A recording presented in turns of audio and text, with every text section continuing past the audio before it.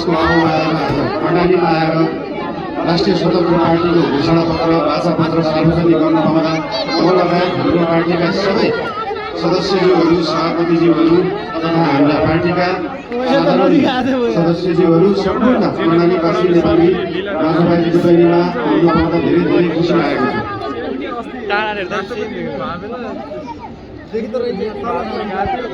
कर्णाली यो देशको सबैभन्दा ठुलो ताल राणाताल राजा महेन्द्रले भन्नुभयो जस्तो स्वर्गीय अप्सरा भएको ठाउँमा आउन पाउँदा धेरै खुसी लागेको छ।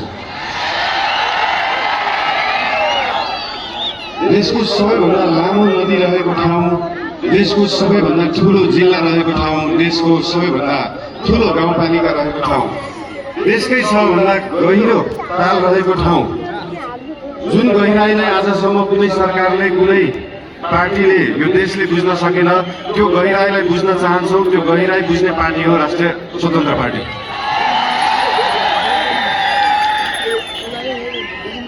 आजको दिनमा डोल्पाको सुन जस्तो मानिने यासा गुम्बा विश्वभरि पुग्न सक्छ, तर कर्णालीको स्याउ र माछी चामल त्यही चितवन र झापा पुग्न सक्दैन।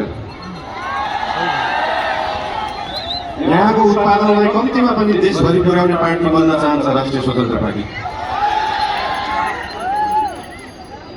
आफैमा यो सिन्जा भ्याली सिभिलाइजेसन, सिन्जा उपत्यका सभ्यता भएको ठाउँ, नेपाली भाषाको उद्गम स्थल, खस भाषाको उद्गम स्थल।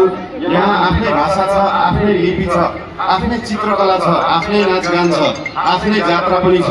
यो सबै भयो भने एउटा सभ्यता मानिन्छ। त्यो सभ्यता जोगाउने पार्टी बन्न चाहन्छ राष्ट्रिय स्वतन्त्र पार्टी। जसरी काठमाडौँ महानगरपालिकामा हाम्रो नेवार सभ्यताको नाचगान, त्यहाँको लिपि, त्यहाँको बाजागाजा, त्यहाँको मूर्त अमूर्त सम्पदालाई हामीले जोगाएर राखेका छौँ, त्यसरी नै यहाँ कर्णालीको सभ्यतालाई हामी जोगाएर राख्न चाहन्छौँ र त्यो जोगाउने पार्टी हो राष्ट्रिय स्वतन्त्र पार्टी।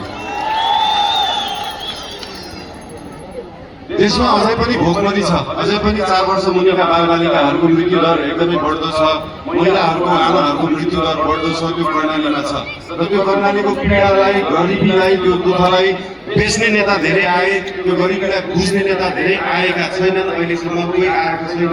त्यो बुझ्ने नेताहरू बन्न चाहन्छ राष्ट्रिय स्वतन्त्र पार्टीका नेता।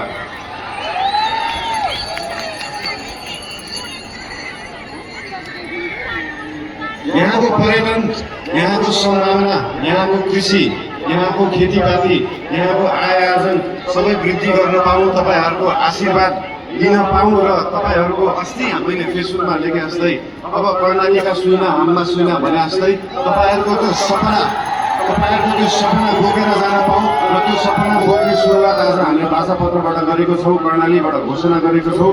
आज उपरान्तबाट त्यो सबै तपाईँका सपना हाम्रा सपना हुनेछन्। ती सपना बोकेर यहाँबाट जान पाऊँ। धेरै धेरै धन्यवाद। नमस्कार।